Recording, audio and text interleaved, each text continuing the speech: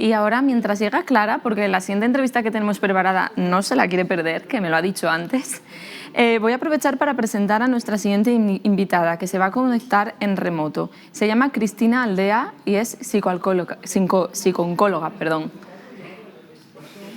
¿Tenemos a Cristina? Hola, Cristina. Bueno, Hola, muchas buenos gracias. días. Muchas gracias sobre todo por hacernos este hueco en tu agenda para hablar de algo tan delicado y a la vez primordial. Vamos a empezar por el principio, para explicarles a los espectadores que quizá no estén familiarizados con tu labor. ¿Cuál es la principal diferencia? ¿Qué es lo que diferencia a un psicooncólogo de un psicólogo general? Pues mira, nosotros los psicooncólogos hacemos la carrera normal, como todos los psicólogos, pero luego nos especializamos. Yo siempre lo explico un poco como un poco salvando distancias, ¿no? Como las especialidades de los médicos. O sea, tú sales de, como quien dice médico general, pues sales de psicólogo general y luego tú te especializas en el campo que más te guste o te llame la atención. Nosotros lo hacemos mediante máster y al final es un máster habilitante.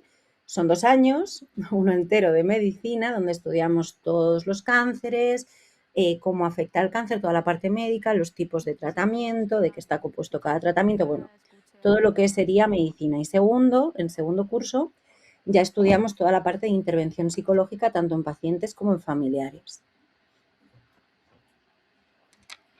Bueno, gracias. Gracias, Cristina. Había dejado de oíros, ya estoy. Bueno, ha habido ahora aquí un pequeño, cosas del directo, ¿no? En las retransmisiones. Bueno, ya tengo conmigo a Clara Simón, que os decía que ya os había dicho que no se quería perder la entrevista. Gracias, Cristina, por explicarnos cuáles son esas diferencias entre ser psicólogo y ser psicooncólogo. Y bueno, vamos a ir metiéndonos poco a poco en materia. ¿Por qué es importante tener esta superespecialización? Y ¿por qué dirías tú que el cáncer es una enfermedad en la que el apoyo de un psicooncólogo es tan importante? Vale, o sea, yo creo que es primordial, bueno, desde el momento también en el que se luchó para que fuese una especialidad que se estudiase, creo que es primordial, sobre todo por el tema de conocimientos técnicos médicos, ¿no? Porque sí que es cierto que hay algunas patologías que se pueden confundir con una depresión de está deprimido porque tiene cáncer y muchos cánceres, como efecto del mismo tumor, generan esa depresión. Entonces, son pequeñas cositas que yo creo que hay que saber, por eso es muy importante el papel del psicooncólogo también, para no dar un mal diagnóstico psicológico.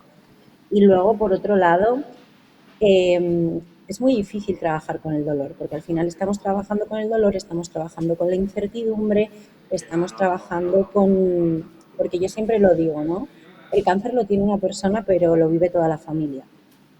Entonces es Claro. muy importante saber hacer esa intervención a nivel familiar, porque no solamente intervenimos con el paciente, intervenimos con toda la familia, que es quien lo vive, quien acompaña a las quimios, quien acompaña a las radios, quienes ven cómo tiene efectos secundarios, también quienes celebran, ¿no?, las mejoras, pero todo esto es un tema muy complicado a nivel familiar, o sea, es una enfermedad familiar. Hola Cristina, ¿cómo estás? Soy Clara Simón, que no nos hemos presentado antes. Y, ¿cómo se maneja entonces el abordaje del paciente con su familia? O sea, un poco cómo Pues trabajáis en el depende. proceso. Pues depende mucho, o sea, yo al final tengo, o sea, yo trabajo en clínica privada, estuve muchos No años nos en la oye. Asociación contra el No, o sea, Cáncer, ella no. Yo estuve sí. muchos años en la Asociación contra Eso. el Cáncer y ahora trabajo en cuenta privada, ¿no? Entonces, ahora es más distinto, porque ahora ya los pacientes que vienen ya se hace es como un familiar, ¿no? O sea, vale, vamos a tratar contigo, pero vamos a tratar con tu madre, con tu padre, con tu mujer, con tus hijos, con todo el mundo, porque lo que hablábamos, ¿no? Es, al ser una enfermedad familiar, necesitamos abordar por todas partes, porque aquí hay una cosa que se da muchísimo en enfermedades crónicas, que es la llamada conspiración del silencio, por decirlo así, ¿no? Que es yo no quiero llorar delante de mi hijo, mi hermano, mi primo, porque no quiero que se preocupe. Y de repente te encuentras con que toda la familia te está diciendo lo mismo. Entonces no hay un desfogue familiar, no hay tampoco una unión real emocional a la hora de tratar el cáncer. Entonces, por eso es muy importante hacer estas terapias familiares, o sea, aparte de hacer terapia individual con cada persona, hacer terapias generales familiares para decir que estamos todos igual, vamos todos en el mismo barco, todos lo estamos pasando fatal con esto, y mostrar estas emociones no es malo ni le va a hacer mal a nadie, sino que vamos a hacer más equipo, a hacer más familia. Claro, yo creo que esto va muy en la línea de lo que hablábamos al principio, de que juntos podemos avanzar y de que también tenemos que revisar la manera en que la sociedad se relaciona con las personas que son diagnosticadas con cáncer, empezando, como bien dices, Cristina, por el propio entorno familiar. Entonces, en ese sentido, con un poco vocación de que esta entrevista pueda servir quizá de utilidad en algún hogar, ¿cuándo debe intervenir el psicooncólogo? ¿Cómo funciona esto? Si a una persona le diagnostican cáncer, ¿en qué momento entra el psicooncólogo? ¿Cómo se puede acceder a él? ¿Qué nos puedes explicar? Vale. Te cuento la teoría y luego te cuento la práctica, ¿vale? Teóricamente desde el principio, porque estamos hablando de un shock. O sea, aún en nuestras cabezas, ¿vale? Tenemos esa unión cáncer igual a muerte. Entonces viene siendo un shock muy gordo, que obviamente mucha gente sobrevive, supera el cáncer, o sea, pero la unión es cáncer igual a muerte. Entonces, ¿qué pasa? Que el psicooncólogo necesita entrar ahí. Necesita, sobre todo, primero, orientar a nivel emocional de, vale, lo que está pasando es horrible, no es culpa de nadie porque vienen todas las culpas, no vienen todas esas fases de si no hubiese fumado, por ejemplo, o si me cuidase más, si comiese de otra manera. Viene toda esa autoculpa de esto me lo he provocado yo y es por mi culpa. Y a día de hoy todavía no se sabe. O sea, hay factores predisponentes, pero a día de hoy todavía no se sabe por qué aparece el cáncer. Entonces, ahí ya empieza un tratamiento psicológico con las personas. Entonces, tendría que ser desde el minuto 1, desde el minuto del diagnóstico, porque hay que ayudarles a pasar la fase de shock, hay que ayudarles a también manejar la incertidumbre, porque en lo que el equipo médico hace los estudios, ve cuál es el mejor tratamiento para la persona y tal, pues pasan unos días. Esos días para los enfermos y la familia son meses.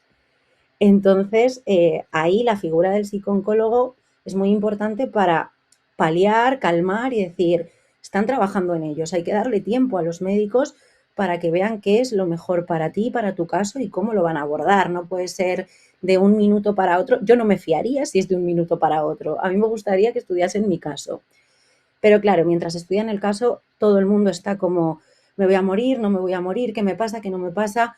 Hay mucho desconocimiento y mucho miedo alrededor del cáncer. Entonces sí que es cierto que nuestro papel es un poco ese, ¿no? Es un poco calmar, paliar y poner un poquito de dentro de lo que podemos esa racionalidad cuando las emociones son tan fuertes y tan intensas, bajar un poquito la emoción a tierra y decir, vale, hay un plan, lo están montando, vamos a esperar y vamos a entretenernos y a hacer cosas mientras esto pasa. Entonces, el mensaje que yo le daría a una familia que está ahora en este proceso o que está empezando un proceso de cáncer dentro de la familia es primero que contacten con un psicooncólogo. A ver, en España tenemos la suerte de tener la Asociación contra el Cáncer, que es cierto que funciona muy bien, está en casi todos los hospitales. Es un servicio gratuito, se puede poner en contacto la gente en cualquier momento con ellos, se llama por teléfono, se explica y allí pues si te ponen en una lista, esperas a que te llamen. Hay obviamente sedes y ciudades que tienen más lista de espera que otras, pero el acceso es fácil y gratuito y luego por consulta privada. O sea, yo, por ejemplo, yo tengo pacientes enfermos de cáncer que, bueno, por las circunstancias de su vida y de su familia no han podido, no han querido esperar a esas listas de espera y se han venido a la consulta privada. Pero sí que es muy importante, y esto se lo digo a la gente, que acudan a un especialista en psicooncología, porque no todo el mundo sabe tratar de cáncer, aunque a veces nos pensemos que sí. Entonces, eso sí que es importante. Igual que si tienes una adicción, ir a un experto en adicciones. Si hay una patología como el cáncer, ir a un experto en cáncer.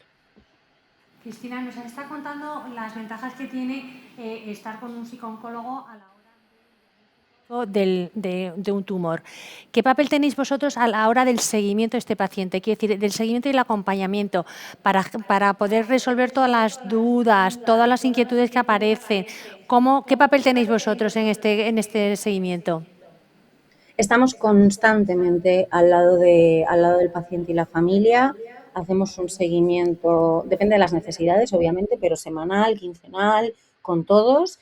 Resolvemos muchas dudas, porque sí que es verdad que resolvemos muchas dudas, que de ahí lo que comentaba al principio, ¿no? O sea, sabemos bastante de medicina oncológica, de otra medicina olvidaos, pero de medicina oncológica sabemos bastante. Entonces, pues sí que nos dedicamos a resolver dudas. Hay mucho miedo, entonces también nos dedicamos a explicar. Yo explico mucho cómo es la muerte, ¿no? Porque es una pregunta que a mí se me hace mucho, aunque la persona tenga un porcentaje muy alto de recuperación y de supervivencia, es un miedo vital. Entonces, pues hablamos mucho de qué es la muerte, cómo es la muerte, qué puede pasar. O sea, al final el conocimiento, aunque sean conversaciones complicadas, el conocimiento ayuda un montón a que las personas también se tranquilicen y vean todo con un poco más de perspectiva, ¿no? Pero acompañamos del principio al final, o sea, al final ya sea porque están de alta, están cronificados y ya solo te pegan un toque de vez en cuando para decirte, Cristina, tengo analítica de control y reso de control y estoy un poquito agobiado. Pues tenemos una sesión suelta y fuera. Y luego, en los casos de fallecimiento, acompañamos durante el proceso del fallecimiento y posteriormente a la familia, hasta que les damos el alta porque vemos que tienen un duelo normal. Y Cristina, ¿cómo manejáis todo el tema de los efectos secundarios del tratamiento? Desde la caída del pelo, pérdida de peso, problemas digestivos, cambios del estado de ánimo. ¿Todo esto cómo lo gestionáis con el paciente y con el familiar? Quiero decir, se me cae el pelo a mí como paciente, pero mi marido de repente me mira. ¿Cómo se gestiona todo eso? Efectivamente, esto es complicado porque al final cualquier pérdida, llamamos duelo, o sea, tenemos como ese concepto de duelo a cuando alguien fallece. No, la pérdida del cabello es un duelo. La pérdida de incluso a veces funciones motoras, según dependiendo de tumores se pierden funciones motoras. Actividad se pierde muchísima, hay mucho cansancio. Todo esto son microduelos. Entonces los tratamos como duelos, como era algo que había, pero ahora no hay. Entonces, ¿que lo habrá? Vale, pero estamos en hoy y hoy no tenemos pelo. Entonces, siempre todo esto se trata desde sabiendo que tenemos esto y que por mucho que nos enfademos, por mucho que gritemos, por mucho que digamos lo que sea, esto no va a cambiar ahora mismo. Entonces, sabiendo que tenemos esto, ¿qué podemos hacer? Siempre lo intentamos tratar desde ahí, ¿no? Desde, vale, esto que está pasando es horrible, nadie se lo merece, no sabemos por qué pasa, pero ¿cómo manejamos esto? Pues igual, si eres una persona deportista, por ejemplo, yo ahora mismo tengo un paciente que es un chico deportista que le han diagnosticado un tumor y no puede hacer deporte. Pues estamos con un trabajo de aceptación increíble, es decir, está tan cansado, tan hinchado de corticoides que no puede montarse en una bici. Entonces es un duelo para él. Trabajamos el duelo, trabajamos la aceptación y lo que estamos haciendo es convalidar. No puedes salir a montar en bici, pero puedes subirte en la bici estática de casa. Entonces vamos compensando así para que se vayan acostumbrando a la nueva realidad y que no sea un todo o nada. Como no puedo montar el bici, me quedo en la cama. Como no puedo hacer deporte, ya no voy ni a caminar. No. Vamos a encontrar ese término medio en el que te sientes bien, pero no estamos forzando el cuerpo, estamos respetando los efectos secundarios y estamos haciendo que te sientas útil. Porque otra cosa, otro melón, es el sentimiento de utilidad. Que esto, en cuanto hay un diagnóstico de cáncer, baja laboral, baja médica y, bueno, los 2 primeros meses muy bien, pero luego el sentimiento de inutilidad viene y es fuerte. Nos estaba contando Cristina cómo se puede abordar la situación que puede sentir un paciente cuando de repente el diagnóstico de cáncer o su tratamiento interrumpe pues su día a día, sus actividades cotidianas, aquellos hobbies que eran los que le relajaban y les evadían de la vida, ¿no? Yo le decía que quizás se podría resumir en aceptación y adaptación para seguir adelante. Lo que pasa es que nos hemos quedado un poco colgados con el directo y tenemos unos problemillas porque Cristina me parece que no nos escuchas. ¿O nos escuchas ya, Cristina?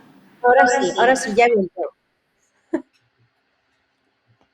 Yo voy a estar Ahora un poquito pesada porque me interesa mucho la parte del apoyo familiar. Nos hablabas antes de cómo era importante integrar a la familia en el abordaje del cáncer desde la perspectiva del paciente, pero ¿qué pasa cuando ese paciente no acepta su realidad o no quiere someterse a este tipo de terapias? ¿Qué puede hacer la familia?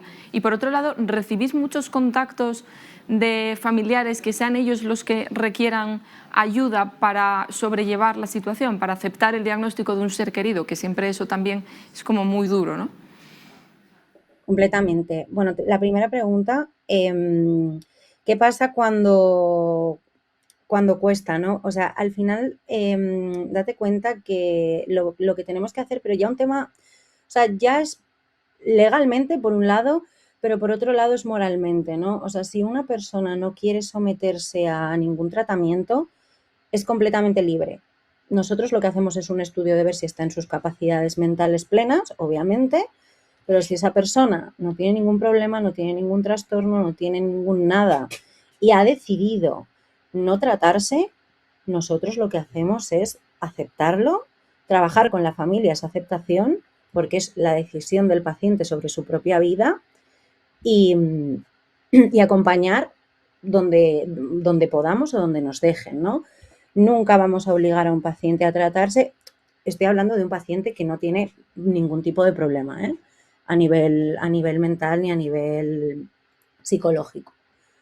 Pero no vamos a obligar nunca a nadie a tratarse, cada uno es dueño de su vida y si una persona quiere no pasar por esas medicaciones o por esos traumas o por esos efectos secundarios, nosotros desde la psicología lo respetamos y lo acompañamos. Y luego el tema de las familias que me comentabas antes, esto pasa muchísimo, ¿vale? Porque hay una realidad que es que el paciente normalmente, pongo el normalmente porque no es en todos los casos, ¿no? Pero normalmente el paciente es el que más asumido lo tiene. Quien peor lo lleva es la familia.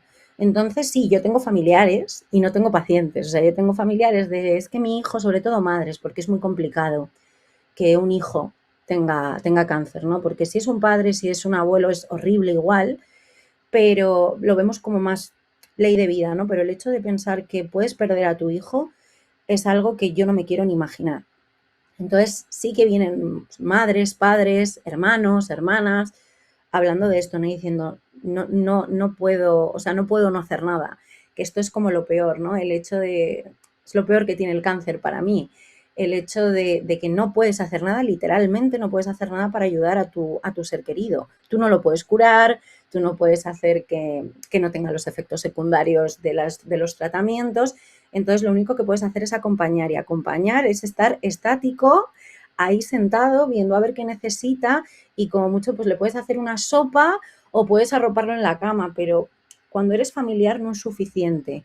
Entonces, el trabajo con las familias, este trabajo con las familias de aceptar que no se puede hacer nada, que lo que se puede hacer es acompañar y apoyar, es complicado porque, claro, sobre todo es lo que os digo, ¿no? En un papel de madre es muy difícil no hacer nada. O sea, yo he visto a madres que han movido cielo y tierra, que han hablado con todo tipo de personas, limpiezas de aura, o sea, han hecho todo lo que podían, lo que creían que podían, que estaba en sus manos. Entonces, bueno, si a tu pregunta es más común que venga un familiar a que venga un paciente, porque los pacientes lo tienen bastante integrado. ¿Cómo le digo yo a mi hijo que tengo cáncer? O sea, yo a un niño que tiene 5 años, que no es capaz de comprender hasta dónde llega la enfermedad. ¿Cómo es ese proceso? ¿Cómo podéis ayudar vosotros en este proceso? Mira, esto me pasó a mí una vez. Yo tuve que explicarle a una niña que su madre tenía un cáncer de útero. La madre me lo pidió que lo hiciese yo. Yo no sé el resto de mis compañeros, igual aquí yo lo hago mal, ¿vale? Pero yo le dije que no había ningún problema, que yo se lo comentaba a la niña con ella delante, ojo, siempre la madre delante, pero que se lo decía yo. Y yo lo que hicimos, dependiendo, lo adaptamos muchísimo a la edad. O sea, era una niña muy pequeña, entonces yo le hice un dibujo. Le hice un dibujo de cómo funciona el útero, para qué sirve el útero, le di una explicación y le expliqué que a su madre pues le iban a quitar el útero. Y ella se quedó muy tranquila porque, claro, ella veía que su madre estaba rara, que su madre no se levantaba, porque los niños son pequeños, pero no son tontos. Y no me cansaré nunca de decirlo, que porque sean pequeños no son tontos, se enteran de todo. Entonces los niños necesitan esa información adaptada a su edad, pero necesitan saber por qué mamá ya no se levanta de la cama, por qué mamá está en el baño todo el día, por qué mamá ya no juega, ya no se tira a jugar al suelo conmigo.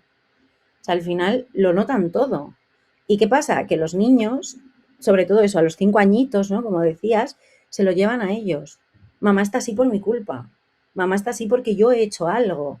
Es mucho más fácil decir, mira, mamá tiene una enfermedad, mamá le pasa esto, le pasa esto, le pasa esto, y vamos a acompañarla. Siempre que hay niños pequeños y existe la opción y sobre todo más tema madre, ¿no? Y la madre acepta, siempre recomiendo que el tema del pelo, normalmente cuando se cae el pelo, lo que hablábamos antes, ¿no? Es un shock. Entonces yo siempre recomiendo que el tema del pelo, la mayoría de las personas se rapan antes de que se les termine de caer del todo. Que ese ritual lo hagan con sus hijos a modo juego, ¿no? Que dejen que corten un mechoncito, tal, y que los niños vayan viendo cómo se va quitando el pelo en un contexto de juego. Esto ayuda mucho a los niños a que no les dé ese shock de repente mamá calva, de repente mamá mal, y luego involucrarlos mucho en los cuidados, dentro de, obviamente, la edad, ¿no? Y lo que puedan hacer. Pues, por ejemplo, hoy mamá está en la cama, pues voy a ir a leerle un cuento, ¿vale? Y entonces el niño se siente útil. El sentimiento de utilidad en un familiar, da igual la edad que tenga, es súper importante para el tratamiento y sobre todo para cómo lo lleva ese familiar. Y en los niños, hacer lo que normalmente hace mamá, hacerlo yo, es algo que les genera esa sensación de estoy cuidando a mamá.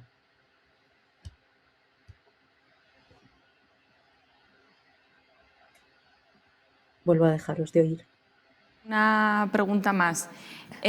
Sobre todo, bueno, pero antes, gracias por esos consejos, ¿no? Nos parece muy interesante esa estrategia de hacer el corte del pelo como si fuera un juego.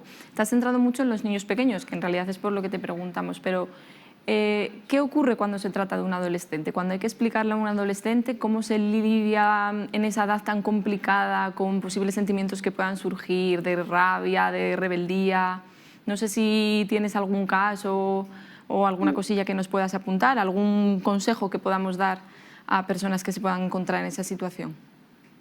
Vale, un adolescente, depende del tipo de adolescente, pero si es un adolescente al uso, vamos a ver mucha rabia.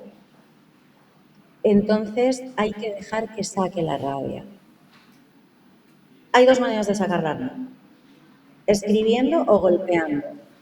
Yo a todos mis adolescentes los mando a boxeo. O sea, los mando a boxeo, les digo, id, pegad, romped saco, pero protegeros las manos, o sea, en un ambiente controlado. Pero todo esto tiene que salir. O sea, que si tenemos un adolescente en casa y tenemos que darle este diagnóstico y vemos que se pone más violento de la cuenta o que lo vemos más enfadado o incluso más hermético, más metido en su mundo, de verdad, un deporte de contacto ayuda mucho. Parece una tontería, pero ayuda un montón. Porque el problema que tenemos en la adolescencia es que lo sentimos todo muy, muy a lo bestia. O sea, nuestras emociones hasta que se equilibran están desbordadas, somos pico. Entonces, claro, si somos pico cuando el chico que nos gusta nos dice que nosotros a él no, estamos llorando 3 semanas, imagínate cuando nos dice nuestra madre, nuestro padre, que tiene un cáncer. O sea, esto explota. Entonces, súper importante, darle sus tiempos, no ir detrás de cariño, ¿qué te pasa? No, darle sus tiempos, que se maneje. Terapia, aquí yo siempre en un adolescente que reacciona de esta manera, siempre recomendaré terapia. Y de verdad, deporte de contacto, que parece una tontería, pero el deporte de contacto los ayuda un montón, porque tienen que sacar esa rabia y si no la van a sacar contra los padres, porque ya en la adolescencia se saca contra los padres igualmente, pues imagínate si le sumamos esto, ¿no? Contra los padres, contra los amigos en el colegio, con las notas, porque necesitan canalizar, no es porque hayan querido dejar de estudiar o porque de repente ahora sean los más malotes del barrio, no, es porque necesitan canalizar. Pues si los llevamos a boxeo, si los llevamos a deporte de contacto controlado, con un monitor que sepa lo que hace, que sepa pararlo, nos vamos a ahorrar muchos dramas. Pues muchas gracias, Cristina, por estos consejos. Y nada, ya nos vamos acercando hacia el final de la entrevista, pero no queremos despedirte y además así cerramos porque hemos empezado por los niños, hemos seguido por los adolescentes y ahora vamos a ver qué pasa con los treintañeros. Acabas de sacar un libro, ¿verdad? Sí, acabo de sacar un libro. ¿Qué nos puedes contar? Lo tengo por aquí, os lo enseño. ¿Qué tal los 30? Fatal, gracias. ¿Cómo que fatal? Bueno, algunas sabemos un poco de qué va la cosa, pero... Justo, sí, no, esto viene del meme este que se hizo viral de qué tal Loli, fatal, gracias. Habla sobre eso, habla sobre esa crisis de los 30, todo lo que nos prometieron que íbamos a ser y todo lo que no somos, habla de expectativas, habla de castillos rotos, ¿no? De a los 30 yo tenía que, lo tengo, pero de repente se me cae y tengo que empezar de cero. Habla pues un poco sobre la resiliencia, ¿no? Sobre cómo volver a empezar de cero, que también es un poco lo que pasa con el tema del cáncer, salvando mucho las distancias, ¿no? Vale, ahora de repente lo que era mi vida se ha ido, tengo que empezar de cero, cómo empiezo, cómo lo hago y cómo lo gestiono. Entonces va un poco de eso. No es autoayuda, es una cosa que es una novela. A mí no me gusta, no quería escribir autoayuda, entonces lo que he hecho ha sido novelarlo, que me parece más entretenido, pero realmente el mensaje es ese, ¿no? Es un poco eso que se nos prometió que íbamos a tener a los 30 o que nosotros en la cabeza pensábamos que íbamos a tener a los 30 versus lo que tenemos y cómo lo llevamos. Bueno, pues muchas gracias. Bueno, yo estoy segura de que más de uno de los que estamos aquí, cuando salgamos, vamos a ir a las librerías a por él. Me alegra también poder, bueno, de alguna manera terminar esta entrevista un poco más arriba. Una vez más, gracias por todos los consejos, esperamos que sean de utilidad en casa. Y nada, vamos a pasar ya a la siguiente entrevista que tenemos prevista para hoy. Clara, a ti te voy a despedir también, pero solamente hasta dentro de un ratito. Perfecto. Nos vemos. Muchas gracias, Cristina, por todo. Gracias.